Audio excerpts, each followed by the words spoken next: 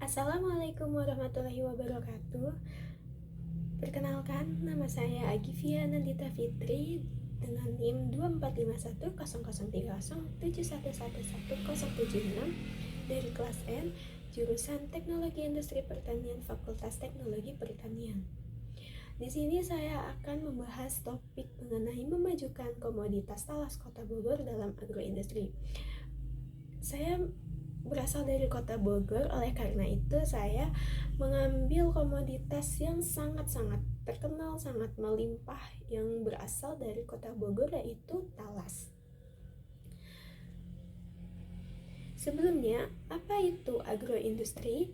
Jadi agroindustri ini didefinisikan oleh banyak sekali pakar. Antara lain, Austin mendefinisikan agroindustri sebagai usaha mengolah bahan mentah hasil pertanian, baik dari tumbuhan maupun hewan. Lalu yang kedua, menurut Darwis et al., agroindustri merupakan penggunaan hasil pertanian sebagai bahan baku utama serta perancangan dan penyediaan peralatan yang mendukung kegiatan tersebut. Dan yang terakhir, menurut Purwanto, menempatkan agroindustri sebagai bagian dari sistem agribisnis yang lebih besar dengan fokus pada kegiatan pasca panen, seperti pengolahan, pengemasan, dan distribusi. Lalu, apa sih itu talas? Tumbuhan apa talas itu?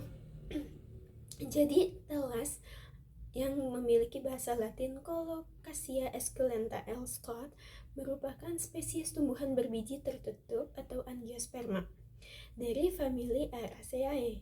Tanaman ini memiliki kemampuan adaptasi yang luas sehingga dapat tumbuh di berbagai kondisi iklim, termasuk daerah tropis, subtropis, dan bahkan daerah dengan ketinggian 1000 meter di atas permukaan laut. Suhu optimal untuk pertumbuhan talas berkisar antara 21 sampai 27 derajat Celcius. Dengan kebutuhan curah hujan tahunan minimal 250 cm3. Selain umbinya yang kaya akan karbohidrat, berbagai bagian tanaman talas lainnya seperti daun, tangkai daun, dan umbi-umbian kecil juga dapat dikonsumsi. Nah, talas ini banyak sekali pemanfaatannya. Antara lain dapat dijadikan sebagai sumber karbohidrat, di mana talas ini dapat menggantikan nasi sebagai makanan pokok. Hal ini telah dilakukan di Irian Jaya. Lalu yang kedua, talas dapat dijadikan sebagai makanan olahan yang dilakukan di Jawa dan Sumatera, di mana banyak sekali olahan dari talas ini. Salah satu antara lain yang sederhana yaitu dapat dijadikan sebagai talas rebus, talas kukus, atau talas goreng. Dan yang terakhir, talas dapat dijadikan sebagai tepung, di mana tepung ini dapat menggantikan terigu dalam pembuatan kue. Nah, berikut merupakan pohon industri dari talas. Semua bagian talas, yaitu umbi, daun, tangkai, dan akarnya dapat dimanfaatkan. Untuk bagian umbi sendiri dapat dimanfaatkan sebagai pengguna pati, kertas industri, makanan substitusi, keripik, tablet manufaktur, tepung, minuman, maupun penghasil alkohol. Untuk bagian daunnya sendiri terbagi menjadi dua bagian lagi, yaitu bagian daun dan getah. Bagian daunnya dimanfaatkan dalam rumah tangga atau konsumsi, dan getahnya dapat dimanfaatkan sebagai obat pendarahan. Lalu bagian tangkainya juga dibagi dua, yaitu bagian pelepah dan bagian batang. Untuk bagian pelepahnya dapat dimanfaatkan sebagai obat gigitan kalajengking, dan bagian batangnya dapat dimanfaatkan sebagai obat gigitan ular. Untuk bagian akarnya juga dibagi menjadi dua, yaitu cairan akar dan bubur akar rimpang, di mana cairan akarnya ini dapat dimanfaatkan sebagai obat bisul. Nah, seperti yang sudah saya sebutkan sebelumnya bahwa saya berasal dari Kota Bogor, di mana produk olahan talas yang sangat terkenal dari Kota Bogor yaitu ada lapis talas.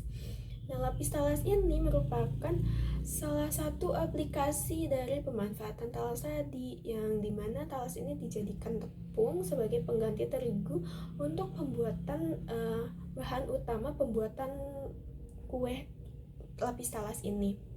Nah, lapis talas ini merupakan ikonik yang sudah menjadi ikonik Kota Bogor bagi para wisatawan, di mana wisatawan yang berkunjung ke Kota Bogor pasti menjadikan talas ini sebagai oleh-oleh. Lalu bagaimana sih strategi pengembangan dari agroindustri talas ini? Yang pertama yaitu produk olahan yang dikembangkan. Salah satunya produk yang diolah tidak hanya lapis talas, tapi dapat juga keripik talas, tepung talas, dan kue dari talas lainnya. Lalu dengan menciptakan produk tersebut, kita dapat melakukan inovasi rasa dengan menciptakan berbagai varian rasa. Seperti itu. Lalu yang kedua ada peningkatan kualitas produk, yang dimana mulai dari pemilihan bahan baku hingga proses produksi ini harus sesuai dengan standar yang telah ditetapkan.